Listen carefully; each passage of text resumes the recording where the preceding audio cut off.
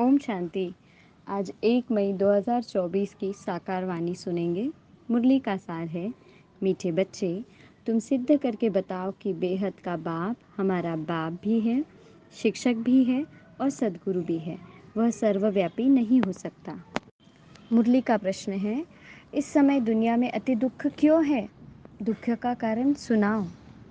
उत्तर दिया है, सारी दुनिया पर इस समय राहु की दशा है, इसी कारण दुख है। वृक्षपति बाप जब आते हैं तो सब पर बृहस्पति की दशा बैठती है। सतयुग त्रेता में बृहस्पति की दशा है। रावण का नाम निशान नहीं है, इसलिए वहाँ दुख होता नहीं। बाप आए हैं सुखधाम की स्थापना करने, उसमें दुख हो नहीं सकता। इस बात का हमें ज्ञान है कि जब भी कहा जाता है राहु की दशा है, माना दुखों का जैसे पहाड़ गिरता है, और जब बृहस्पति की दशा माना गुरु की दशा होती है, उस समय सुखों के बादल हम पर छा जाते हैं। सतयुग और त्रेता में है सुख ही सुख, वहाँ रावण का नाम निशान नहीं होता है। अब बाप हमें सुखधाम में ले जाने आए हैं। ओम शांति। मीठे मीठे रूहानी बच्चों को रूहानी बाप बैठ समझाते हैं, क्योंकि सभी बच्चे यह जानते हैं हम आत्मा हैं। अपने घर से हम बहुत दूर से यहाँ आते हैं, आकर के इस शरीर में प्रवेश करते हैं और पाठ बजाते हैं। हम आत्माएं परम धाम शांति धाम से इस धरा पर आती है, शरीर में प्रवेश करती है और अपना अपना पाठ बजाती है। यहाँ बच्चे बैठे हैं अपने को आत्मा समझ बाप की याद में, क्योंकि बाप ने समझाया है, याद से तुम बच्चों के जन्म जन्मांतर के पाप भस्म होंगे। तुम जब प्रदर्शनी व म्यूजियम में समझाते हो तो आत्मा और परमात्मा का परिचय देना ठीक है। आत्माएं सब बच्चे हैं और वह है परमपिता परमात्मा जो परमधाम में रहते हैं। कोई भी बच्चे अपने लौकिक बाप को परमपिता नहीं कहेंगे। परमपिता को दुख में ही याद करते हैं। हे परमपिता परमात्मा, परमात्मा रहती ही है परमधाम में। परम माना हाईएस्ट, सबसे ऊंचा। तो जो सबसे ऊंचा है उसका धाम भी सबसे ऊंचा है, परम धाम। अब तुम आत्मा और परमात्मा का ज्ञान दो तो समझाते हो। सिर्फ यह नहीं समझाना है कि दो बाप है, वह बाप भी है शिक्षक भी है, यह ज़रूर समझाना है। परमात्मा कहते हैं कि जब हम इस ज्ञान के बारे में किसी से बात करते हैं तो सिर्फ यह नहीं बताना है कि शरीर के पिता के अलावा भी हमें ज्ञान देने वाला, गति सदगति में ले जाने वाले ऐसे दो और पिता हैं। परमात्मा कहते हैं कि इनके अलावा यह भी बताइए कि कैसे परम धाम में रहने वाला परम पिता ही हमारा बाप भी है, शिक्षक भी है और सद्गुरु भी है। हम सब भाई भाई हैं, वह सभी आत्माओं का बाप है। भक्ति मार्ग में सब भगवान बाप को याद करते हैं, क्योंकि भगवान से भक्ति का फल मिलता है, अथवा बाप से बच्चे वर्षा लेते हैं। भगवान भक्ति का फल देते हैं बच्चों को। क्या देते हैं? विश्व का मालिक बनाते हैं। परंतु तुमको सिर्फ बाप नहीं सिद्ध करना है, वह बाप भी है तो शिक्षा देने वाला भी है, सद्गुरु भी है। ऐसा समझाओ तो सर्वव्यापी का ख्याल उड़ जाए। यह ऐड करो, वह बाबा ज्ञान का सागर है। बोलो, वह टीचर भी है, शिक्षा देने वाला है, तो फिर सर्वव्यापी कैसे हो सकता है? टीचर ज़रूर अलग है, स्टूडेंट अलग है, जैसे बाप अलग है, बच्चे अलग है। अगर सर्वव्यापी कोई हो सकता है तो वह हमें कैसे मार्गदर्शन करे, कैसे शिक्षाएं दे, कैसे बाप बन वर्षा दे? तो इस प्रकार परमात्मा हमें समझाते हैं कि कैसे सर्वव्यापी परमात्मा नहीं हो सकता, इस बात को समझाना है। आत्माएं परमात्मा बाप को याद करती है, उनकी महिमा भी करती है। बाप ही मनुष्य सृष्टि का बीज रूप है। वह आ करके हमको मनुष्य सृष्टि के आदि मध्य अंत का ज्ञान सुनाते हैं। बाप स्वर्ग की स्थापना करते हैं, हम स्वर्गवासी बनते हैं। कितना कॉन्ट्रास्ट है। जब हम शरीर छोड़ते हैं तो यहाँ धरा पर कहा जाता है स्वर्गवासी बनते हैं, और परमात्मा ने आज हमें और एक नई तरीके से स्वर्गवासी की व्याख्या बताई है कि जहाँ परमात्मा का सजा सजाई सृष्टि होगी उसे स्वर्ग कहा जाएगा, और हम जहाँ रहेंगे उसे स्वर्गवासी कहा जाएगा। साथ साथ यह भी समझाते हैं कि दो बाप है। लौकिक बाप ने पालना की, फिर टीचर के पास जाना पड़ता है पढ़ने के लिए, फिर 60 वर्ष के बाद वानप्रस्थ अवस्था में जाने के लिए गुरु करना पड़ता है। बाप, टीचर, गुरु अलग अलग होते हैं। यह बेहद का बाप तो सभी आत्माओं का बाप है, ज्ञान सागर है। इसलिए एक परमात्मा से ही हम सब रोल निभा कर ले लेते हैं। जैसे हम उन्हें ही बाप मानते हैं, उनसे ही ज्ञान लेकर उन्हें टीचर, सद्गुरु भी मानकर उनसे हम सभी बातें एक ही स्थान से ले लेते हैं। हमें अलग अलग रूप में अलग अलग शरीरधारियों के पास जाने की बात ही नहीं आती। यह बेहद का बाप तो सभी आत्माओं का बाप है, सच्चित आनंद स्वरूप है। उनकी महिमा शुरू कर दो, क्योंकि दुनिया में मतभेद बहुत है ना।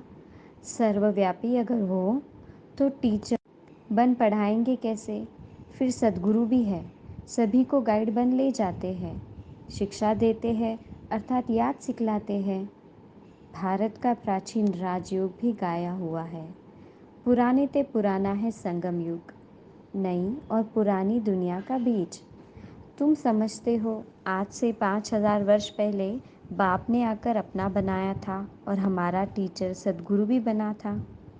वह सिर्फ हमारा बाबा नहीं है, वह तो ज्ञान का सागर अर्थात टीचर भी है, हमको शिक्षा देते हैं।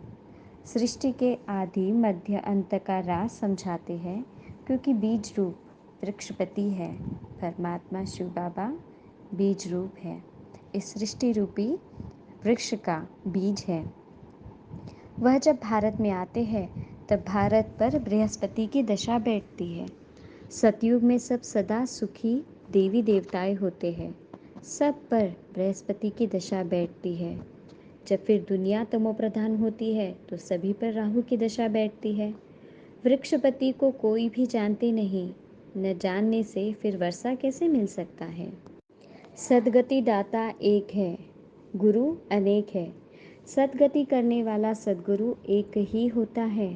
सदगति कैसे होती है वह भी तुम्हारी बुद्धि में है। आदि सनातन देवी देवता धर्म को ही सदगति कहा जाता है। जनरली हम सुनते हैं कि मरने के बाद अगर शरीर ना लिया जाए, आत्मा रूप में रहा जाए तो उसे सदगति कहा जाता है। परमात्मा ने हमें बताया है कि सतयुगी दुनिया को सदगति कहा जाता है। जहाँ आदि सनातन देवी देवता धर्म है उसे सदगति कहा जाता है। वहाँ थोड़े मनुष्य ही होते हैं, अभी तो कितने ढेर मनुष्य है। वहाँ तो सिर्फ देवताओं का राज्य होगा, फिर डिनास्टी वृद्धि को पाती है। Lakshmi Narayan the first, second, third चलता है। जब फर्स्ट होगा तो कितने थोड़े मनुष्य होंगे। यह ख्यालात भी सिर्फ तुम्हारे चलते हैं। यह तुम बच्चे समझते हो, भगवान तुम सभी आत्माओं का बाप एक ही है। वह है बेहद का बाप। हद के बाप से हद का वर्षा मिलता है, तो बेहद के बाप से 21 पीढ़ी स्वर्ग की बादशाही। 21 पीढ़ी अर्थात जब बुढ़ापा होता है तब शरीर छोड़ते हैं। वह अपने को आत्मा जानते हैं। यह देह अभिमानी होने कारण जानते नहीं हैं कि आत्मा ही एक शरीर छोड़ दूसरा लेती है। सतयुग में जब हम जन्म लेते हैं तब संपूर्ण आत्माभिमानी होते हैं। वहाँ हमें शरीर का भान ही नहीं होता है। यहाँ हमें शरीर का भान होता है, इसलिए हम ये समझ सकते हैं कि कैसे आत्मा एक शरीर छोड़ दूसरा लेती है। अब देह अभिमानियों को आत्माभिमानी कौन बनावे? इस समय एक भी आत्माभिमानी नहीं है। बाप भी आकर आत्मा अभिमानी बनाते हैं। वहाँ यह जानते हैं आत्मा एक बड़ा शरीर छोटा शरीर यानी बच्चा जाकर बनेगी। वास्तव में ब्राह्मणिया तो तुम हो जो विष्टा के कीड़ों को भू भू कर मनुष्य से देवता बना देती हो।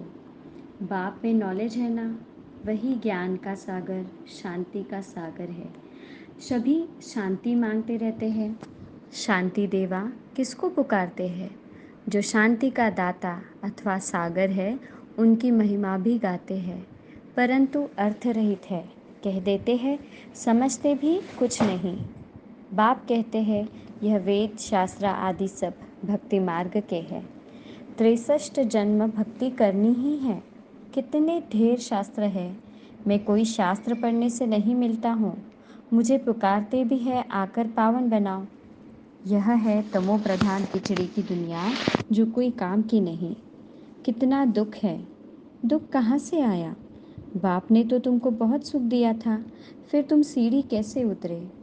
गाया भी जाता है ज्ञान और भक्ति। ज्ञान बाप सुनाते हैं, भक्ति रावण सिखलाते हैं।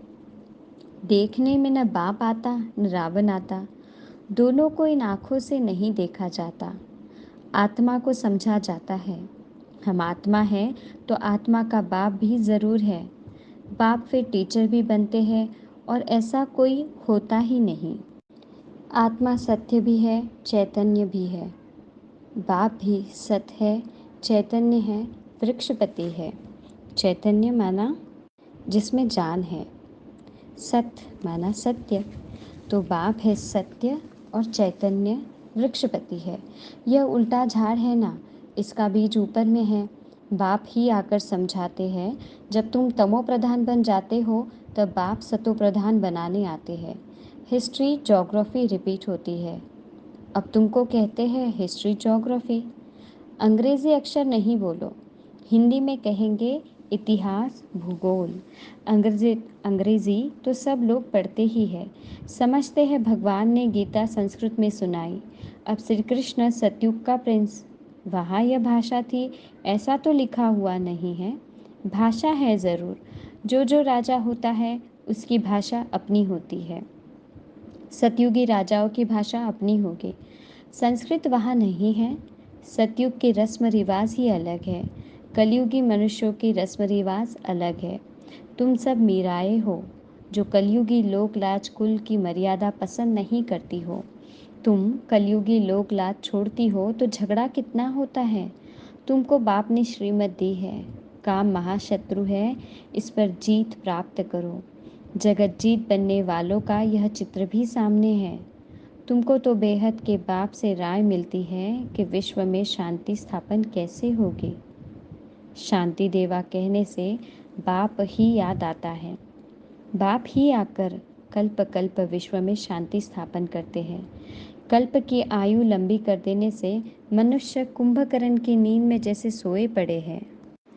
मीठे मीठे सिकिलदे बच्चों प्रति माता पिता बाप दादा का याद प्यार और गुड मॉर्निंग। रूहानी बाप के रूहानी बच्चों को नमस्ते। हम सभी रूहानी बच्चों की रूहानी माता पिता बाप दादा को याद प्यार गुड मॉर्निंग और नमस्ते। धारणा के लिए मुख्य सार नंबर 1, कलयुगी लोक लाज कुल की मर्यादा छोड़ ईश्वरीय कुल की मर्यादाओं को धारण करना है। अशरीरी बाप जो सुनाते हैं वह अशरीरी होकर सुनने का अभ्यास पक्का करना है। बाबा ने आज हमें मीरा का टाइटल दिया है।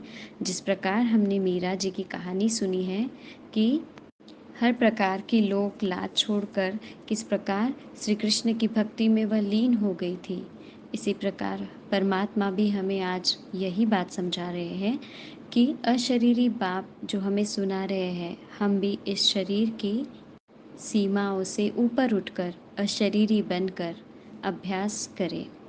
बेहद का बाप बाप भी है, टीचर भी है, सद्गुरु भी है। यह कॉन्ट्रास्ट सभी को समझाना है। यह सिद्ध करना है कि बेहद का बाप सर्वव्यापी नहीं है। वरदान है, हद के नाज नखरों से निकल रूहानी नाज में रहने वाले प्रीत बुद्धि भव। कई बच्चे हद के स्वभाव संस्कार के नाज नखरे बहुत करते हैं। जहाँ मेरा स्वभाव मेरे संस्कार यह शब्द आता है, वहाँ ऐसे नाज नखरे शुरू हो जाते हैं। यह मेरा शब्द ही फेरे में लाता है। लेकिन जो बाप से भिन्न है वह मेरा है ही नहीं। मेरा स्वभाव बाप के स्वभाव से भिन्न हो नहीं सकता। इसलिए हद के नाज नखरे से निकल रूहानी नाज में रहो। प्रीत बुद्धि बन मोहब्बत की प्रीत के नखरे भल करो। स्लोगन है, बाप से, सेवा से और परिवार से मोहब्बत है तो मेहनत से छूट जाएंगे। ओम शांति।